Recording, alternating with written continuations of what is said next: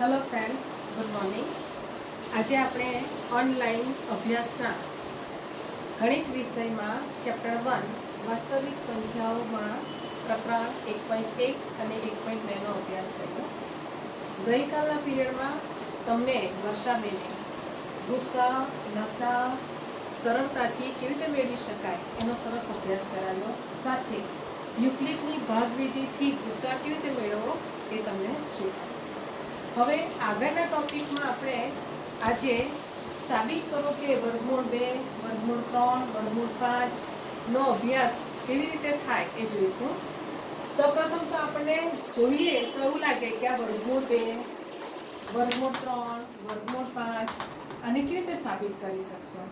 પરંતુ મિત્રો, તમે જેમ જેમ ગણતરી કરતા જશો, તમે દાખલા જોતા જશો, તેમ તમને એ સરળતાથી સમજાશે.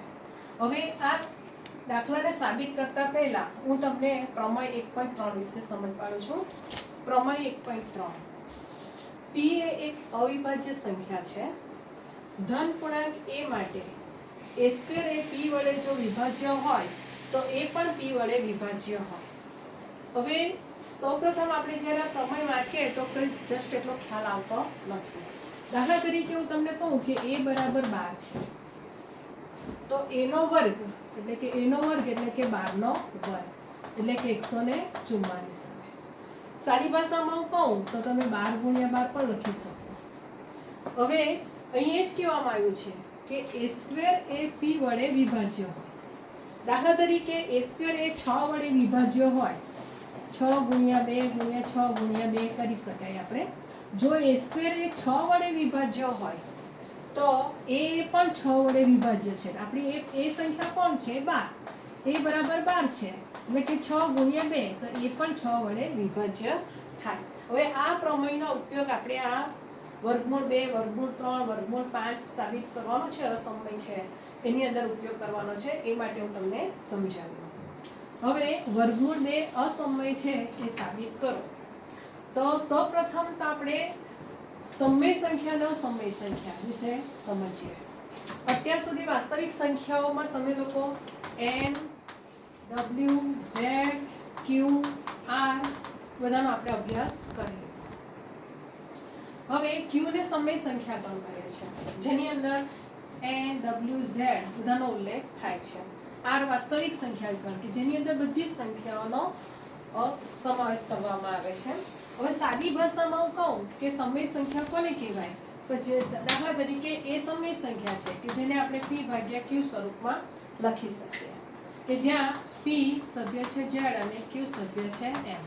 એટલે કે છેદમાં આપણે કેવો લખવાનો છે કે m.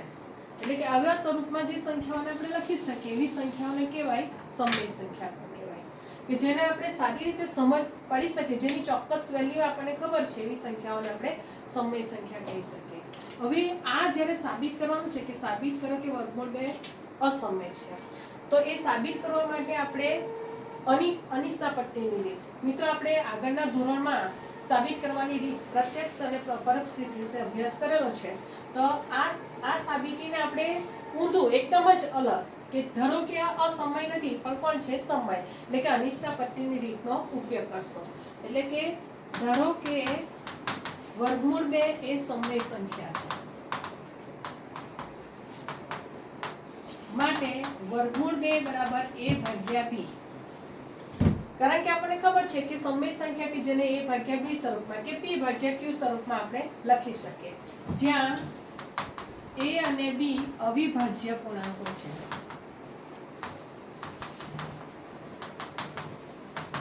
હવે અવિભાજ્ય, ગઈકાલે તમને વરસાદને વિભાજ્ય અવિભાજ્ય સંખ્યાઓ, અવયવ, બધી સંખ્યાઓના અવયવ પણ એના વિશે આપણને અભ્યાસ કરાવેલો હતો.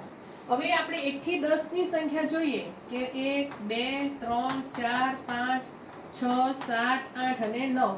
1 થી 10 ની આપણે 1 અને 10 વચ્ચેની સંખ્યાઓ લઈ લઈએ. દરેકના અવયવ પાડીએ. 2 ના અવયવ તો 1 અને 2, 3 ના અવયવ 1 અને 3, 4 ના 1, 2 અને 4 જે 2 વડે વિભાજ્ય છે, 5 ના 1 અને 5.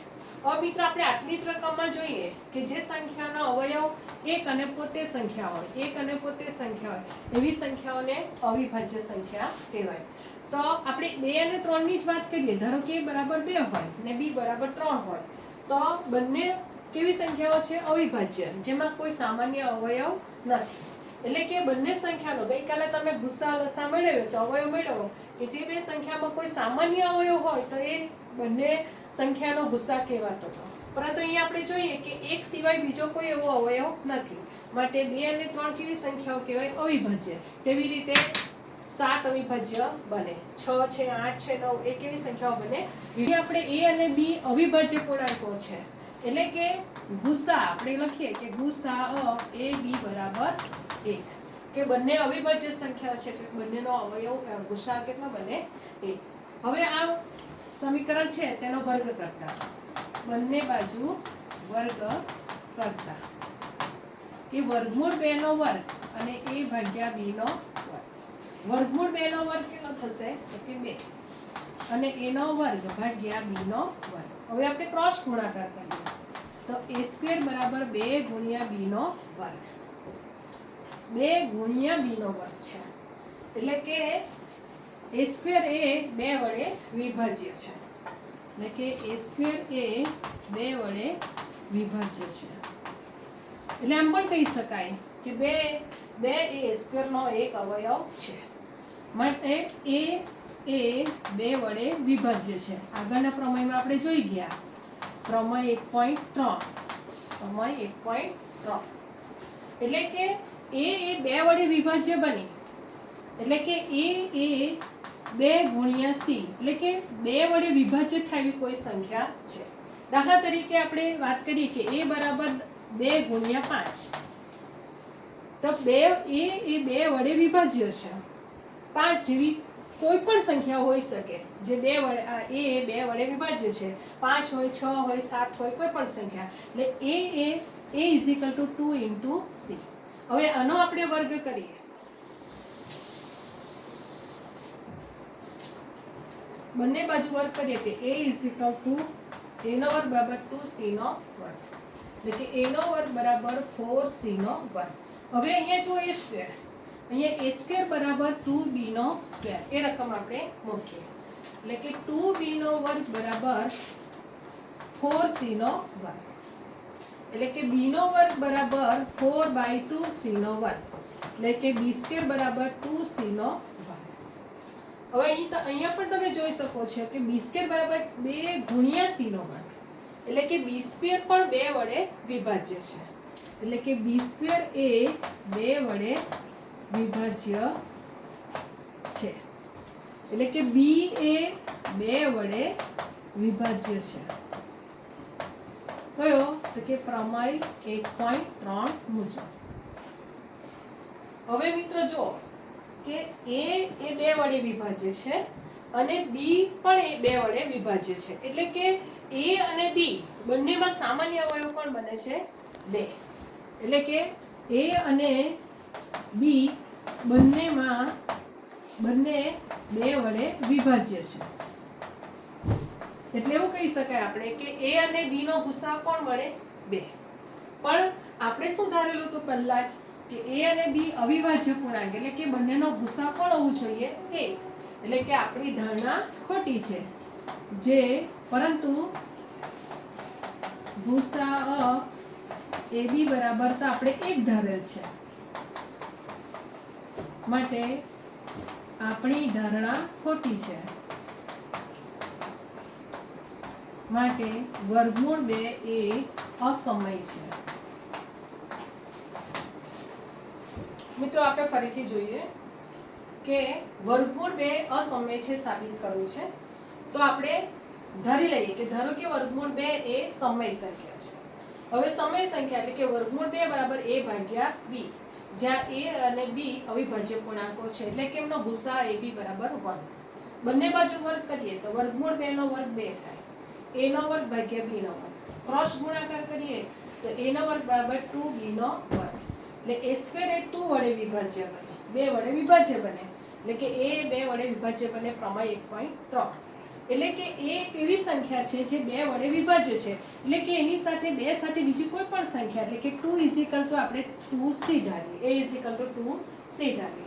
હવે આ સંખ્યામાં બંને બાજુ વર્ગ કરીએ તો a સ્ક્વેર બરાબર 2c નો વર્ગ, a સ્ક્વેર બરાબર 2 નો વર્ગ 4 અને c નો વર્ગ.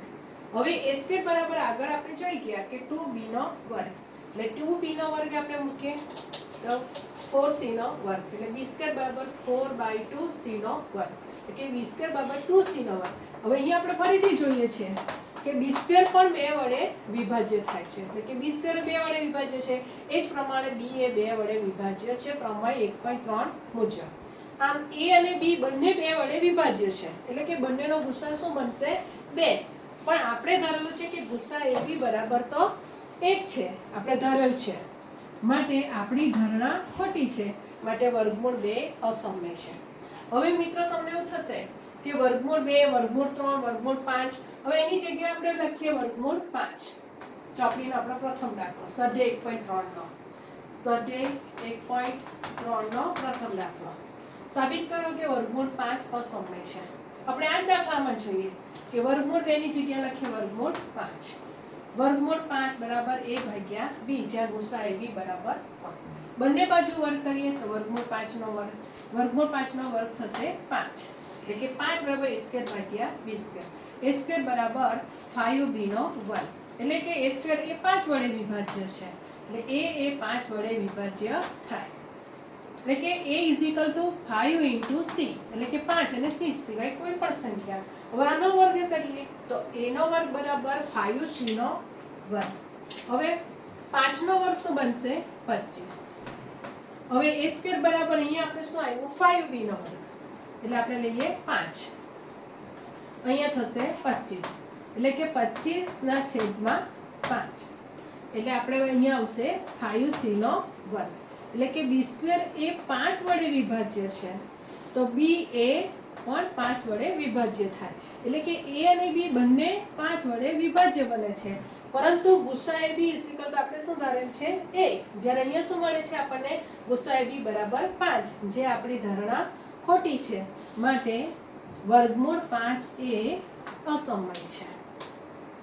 મિત્રો તમે આની જગ્યાએ જો વર્ગમૂળ 5 ની જગ્યાએ જો તમે વર્ગમૂળ 7 મૂકો, સાબિત કરો કે વર્ગમૂળ 7 અસમય છે.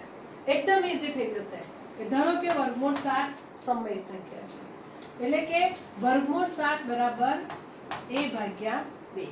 બંને બાજુ વર્ગ કરો તમે તો વર્ગમૂળ 7 નો વર્ગ બરાબર a/b નો વર્ગ, વર્ગમૂળ 7 નો વર્ગ આવશે 7, 7 બરાબર a નો વર્ગ ભાગ્યા b નો વર્ગ, તો a સ્ક્વેર બરાબર 7b નો વર્ગ. a સ્ક્વેર એ 7 વડે વિભાજ્ય છે, માટે a એ પણ 7 વડે વિભાજ્ય છે, એટલે કે a સંખ્યા = 7c. બંને બાજુ વર્ગ કરીએ તો a સ્ક્વેર બરાબર 7c નો વર્ગ, a સ્ક્વેર બરાબર 7 નો વર્ગ કેટલો થશે 7 × 7 = 49. હવે આપણે a સ્ક્વેર ની જગ્યાએ લખીએ છીએ 7b સ્ક્વેર, અહીંયા લખીએ છીએ આપણે 49, 49/7, 49/7 એટલે કેટલા આવશે 7c સ્ક્વેર, એટલે કે b સ્ક્વેર એ 7 વડે વિભાજ્ય છે, એટલે કે b એ 7 વડે વિભાજ્ય થાય પ્રમેય 1.3 મુજબ. આમ a અને b બંને 7 વડે વિભાજ્ય છે, એટલે કે પરંતુ આપણે શું ધારેલું છે કે ગુસાઅ ab બરાબર 1, જે અહીંયા શું આવશે આપણને 7, જે આપણે આ ધારેલ છે, માટે આપણી ધારણા ખોટી છે, માટે વર્ગમૂળ 7 એ અસમય છે. મિત્રો આ રીતનો ઉપયોગ કરીને આપણે વર્ગમૂળ 3, વર્ગમૂળ 7, વર્ગમૂળ 11 વગેરે દાખલાઓ ગણી શકીએ. તમે પ્રેક્ટિસ કરશો તો જરૂરથી તમને આવડી જશે. હવે આપણે સ્વાધ્યાય 1.3 નો હવે એ જ પ્રમાણે સ્વાધ્યાય 1.3 નો બીજો દાખલો કે સાબિત કરો કે 3 + 2 વર્ગમૂળમાં 5 અસમય છે. આપણે આગળ જે પ્રમાણે અભ્યાસ કર્યો એ પ્રમાણે જ જવાનું છે આ દાખલામાં પણ, કે ધારો કે 3 + 2 વર્ગમૂળમાં 5 સમય સંખ્યા છે, સમય છે, સમય છે એટલે એનું સ્વરૂપ કયું આવે 3 + 2 વર્ગમૂળમાં 5 બરાબર a/b, જ્યાં a અને b અવિભાજ્ય પૂર્ણાંકો છે. તમે એનો ગુસાઅ ab = 1 પણ લખી શકો, a b અવિભાજ્ય પૂર્ણાંક પણ લખી શકો. હવે આ 3 ને આપણે જમણી બાજુ મોકલીએ, 2 વર્ગમૂળમાં 5 બરાબર a/b - 3. હવે આપણે જમણી બાજુ જોઈએ તો છેદમાં b છે અને 1 છે એટલે એનો લસા કેટલો આવશે b. માટે 2 વર્ગમૂળમાં 5 બરાબર a માઇનસ 3b ના છેદમાં b. ઘણા છોકરાઓ પૂછશે મને ટીચર આ 3b કેવી રીતે આવ્યું? તો 1 અને b નો લસા કેટલો આવશે b. અહીંયા 1 વડે ગુણ્યા એટલે 1 ગુણ્યા a. અહીંયા b વડે ગુણ્યા એટલે b ગુણ્યા 3 એટલે 3b ભાગ્યા b.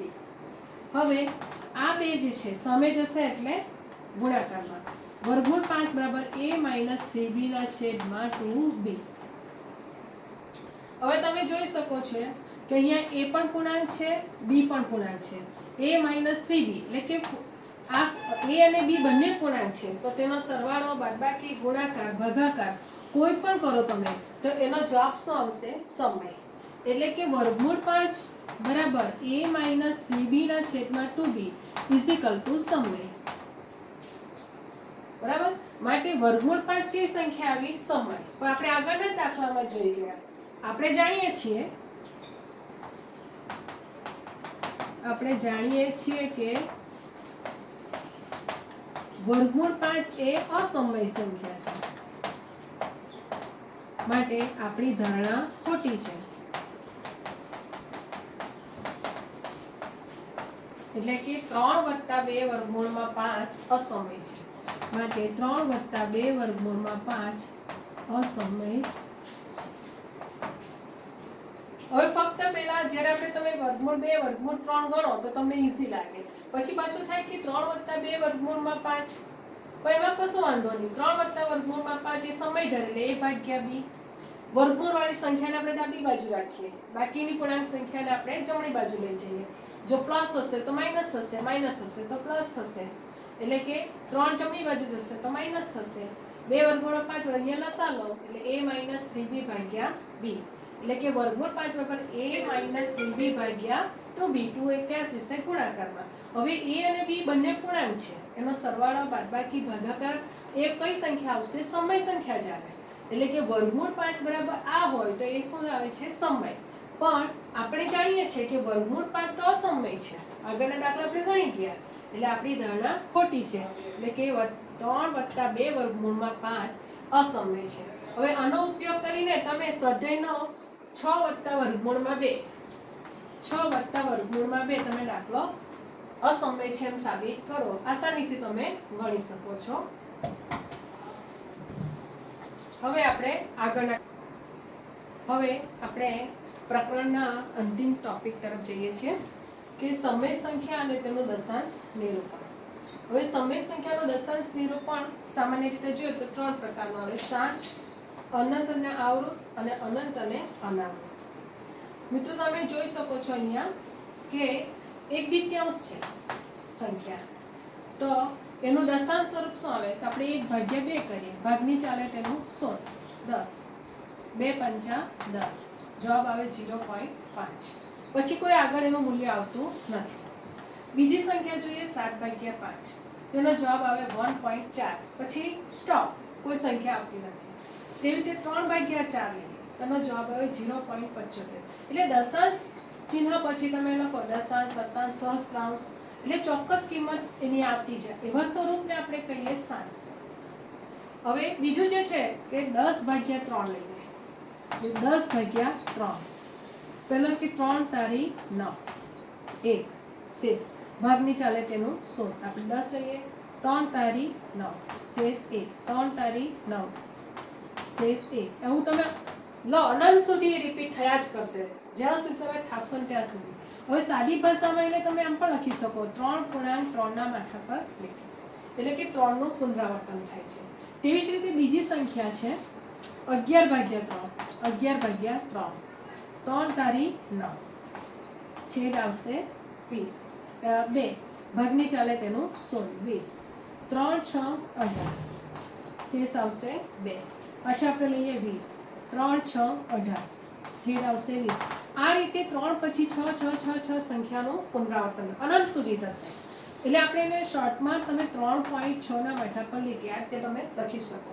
હવે અહીંયા જોયો કે દશાંશ ચિહ્ન પછી કોઈ રકમ આવતી જ નથી, શેષ પૂરો થઈ જાય એટલે આપણે ચોક્કસ રકમ 0.5 1.4 0.75 જ્યારે આવી રકમ જે છે તો તો 3 પછી 3 3 3 3 3 પછી 6 6 6 6 કોઈક સંખ્યા 2.15 15 આવી રીતે રિપીટ થતી હોય એટલે કે બે સંખ્યાઓનું પુનરાવર્તન થતું હોય 5.325 કે 324 હોય 324 હોય 324 હોય એટલે કે અહીંયા ત્રણ ત્રણ સંખ્યાનું પુનરાવર્તન થતું હોય અનંત સુધી થતું હોય એવી સંખ્યાઓને કહીએ આપણે અનંત અને આવૃત. જ્યારે અનંત અને અનાવૃત એમાં દશાંશ ચિહ્ન પછીની કોઈ પણ સંખ્યાઓનું પુનરાવર્તન થતું જ નથી. આ સંખ્યાઓને આપણે સામાન્ય રીતે અસમય સંખ્યાઓમાં એનું નિરૂપણ કરવામાં આવે છે. હવે 10મા ધોરણમાં ફક્ત આપણે દશાંશ નિરૂપણ જે છે તે શાંત છે કે અનંત અને આવૃત છે એ બે જ વસ્તુ જોવાનું છે. મિત્રો આ જોશો તો તમને એવું થશે કે આ તો બહુ જ ભારે છે. એના કરતાં આપણે એકદમ સિમ્પલ ભાષામાં જોઈએ, એકદમ સાદી ભાષામાં કે અપૂર્ણાંકના છેદમાં માની લીધું કે 29 છે, અપૂર્ણાંકના છેદમાં 2 હોય અથવા એના છેદમાં 5 હોય અથવા તમે અપૂર્ણાંકના છેદમાં 2 ગુણ્યા 5 એટલે કે 2 અને 5 બંને હોય તો એવી સંખ્યાઓનું દશાંશ નિરૂપણ કેવું આવે 7. અને જો એના છેદમાં 2 અને 5 સિવાયની કોઈ સંખ્યા લો, ધારો કે 13 ના છેદમાં 3 તો એ સંખ્યા 2 અને 5 સિવાયની કોઈ સંખ્યા છે તો એનું સ્વરૂપ કેવું આવવાનું છે? અનંત અને આવૃત આવવાનું છે. તો સ્વાધ્યાય આપણે 1.4 ના દાખલા નંબર 1 જોઈએ. તેના કેટલાક દાખલાઓ આપણે જોઈએ. એટલે ફક્ત આપણે એટલું યાદ રાખવાનું કે શાંત નિરૂપણ હોય એનું શાંત દશાંશ સ્વરૂપ શાંત અને અનંત અને આવૃત. તો ફક્ત આપણે એના છેદમાં જ જોવાનું કે છેદમાં કયા અવયવ છે, કારણ કે એક માર્કનો દાખલો મેળવવા માટે આપણે સમયનો પણ સદુપયોગ કરવાનો. દાખલા તરીકે 13ના ભાગ પહેલો દાખલો છે સ્વાધ્યાય 1.4 13 છેદ 31 25. હવે 31 25 એ 5 ની 5 ઘાત છે. 5 50 25 50 125 50 કરો 625 ગુણ્યા 5 એટલે તમે 5 ની 5 ઘાત કરો તો 31 25 આવે છે. એટલે અહીંયા આપણે જોઈએ કે 5 ની 5 ઘાત છે એટલે કે આપણે સિમ્પલ આપણો નિયમ યાદ રાખવાનો કે જે સંખ્યા જે છે આપણી પાસે અપૂર્ણાંક એના છેદમાં નીચે જો અવયવ 2 હોય અથવા 5 હોય અથવા 2 અને 5 હોય તો એનું સ્વરૂપ કેવું આવે? 7. એટલે કે એનું દશાંશ સ્વરૂપ કેવું છે? દશાંશ સ્વરૂપ 7. આટલું યાદ રાખવાનું આપણે. બીજો દાખલો જોઈએ કે 17/8. 17 8 એટલે 2 ની 3 ઘાત. આપણો નિયમ યાદ રાખવાનો છેદમાં કોણ જોઈએ? 2 અથવા 5. 2 છે એટલે એનું દશાંશ સ્વરૂપ કેવું આવશે? 7. ચાલો ત્રીજો દાખલો જોઈએ 29. આપણે બીજો એક દાખલો છે 5મો 29/343. 343. હવે 29 343 એ કોનો અવયવ છે? કોનો ઘન છે? 7 નો ઘન. 7 7 49 ગુણ્યા 7 કરો તો 343 આવે.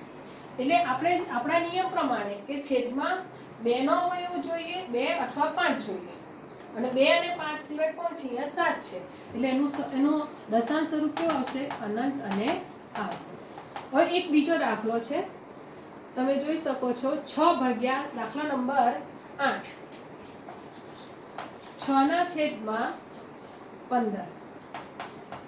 હવે આ દાખલામાં ઘણીવાર છોકરાઓ ઝડપથી જવાબ આપી દેશે કે 5 તારી 15. 5 તો છે પણ 3 પણ છે એટલે કેવું આવશે કે અનંત અને આવૃત. આપણે એટલી પણ ઉતાવળ કરવાની જરૂર નથી.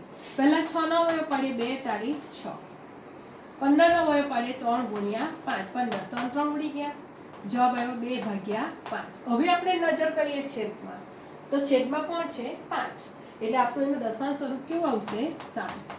એટલે તમારે અવયવ પાડતી વખતે જરાક ધીરજ રાખવાની. પહેલા એનું સંક્ષિપ્ત સ્વરૂપ આવે છે કે નહીં જોઈ લેવાનું કે કોઈ સામાન્ય અવયવ છે એ ઉડે કે નહીં ઉડે એ પહેલા ચેક કરવાનું અને પછી જ છેદમાં નજર કરવાની કે એનો છેદમાં 2 છે કે 5 નો અવયવ છે? 2 છે, 5 છે, 2 અને 5 બંને છે તો જ એનું સ્વરૂપ આવશે 7 અને નહીં તો આવશે એનું અનંત અને આવૃત. વિદ્યાર્થી મિત્રો આપણે ચેપ્ટર 1 4 માર્ક્સ બોર્ડમાં છે એના 2 માર્ક્સનો કોઈક વાર ટૂંકા પ્રશ્ન પણ પૂછાઈ જાય, કોઈક વાર 2 માર્ક્સના બી સેક્શનમાં પહેલા 2 પ્રશ્નો પણ પૂછાય.